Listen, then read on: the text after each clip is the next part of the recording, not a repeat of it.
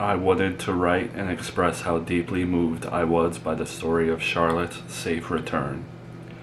Hearing about her kidnapping and the fear you all must have felt brought tears to my eyes.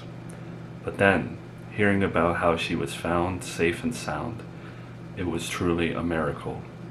It gave me a glimmer of hope that I haven't felt in a long time.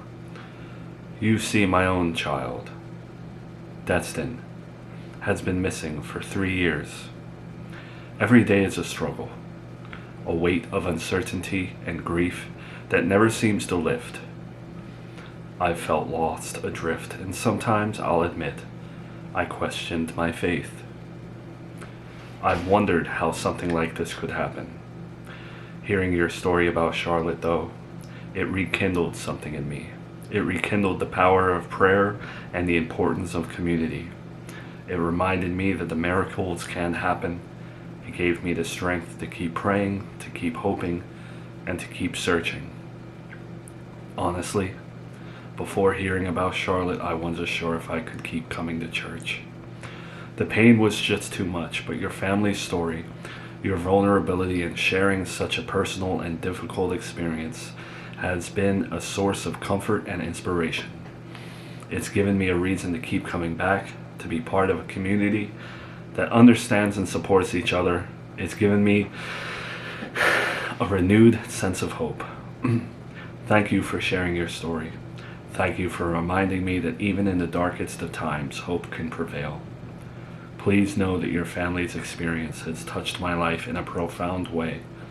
I will continue to pray for Charlotte and for your family, and I ask that you keep my family in your prayers as well.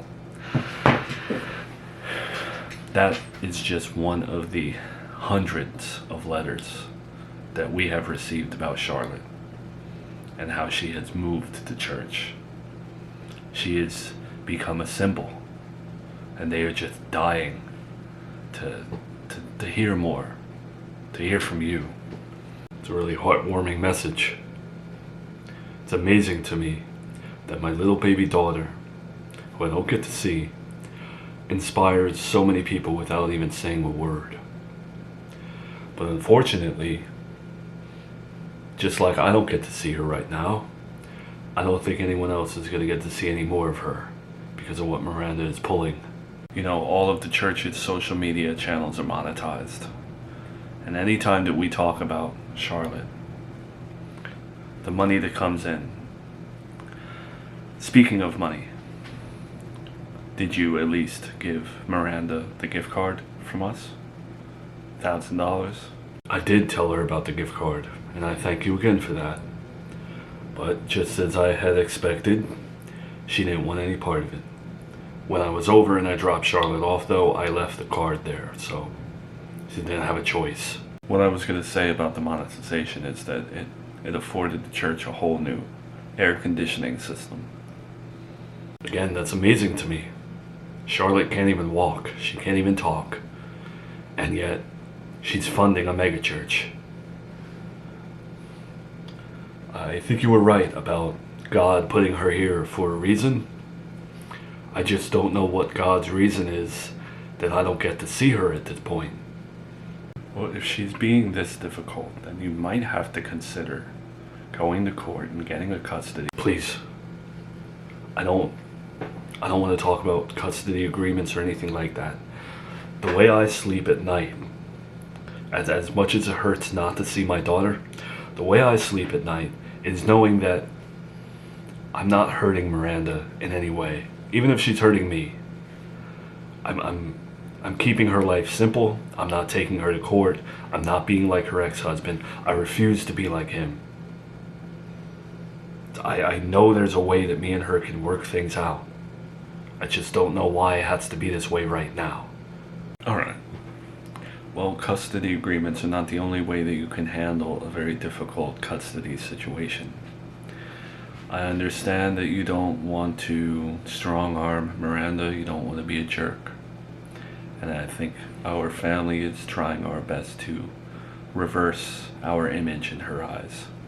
So have you considered a mediator? What do you mean a mediator?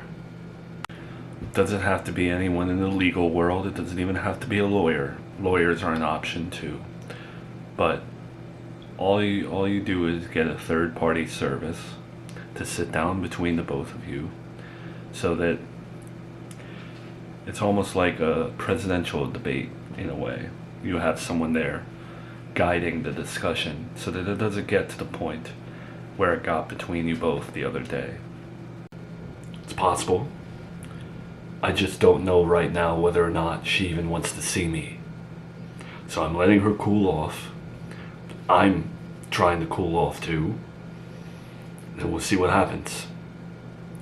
I'm actually focusing on my relationship with Tiffany. I'm using this time in a good way. She's home from her internship. She's feeling bummed out about that. Me and her are bonding. You know, she found out that Charlotte has a tongue tie. Miranda didn't notice. The pediatrician didn't even notice. Well, that's wonderful to hear. I like Tiffany.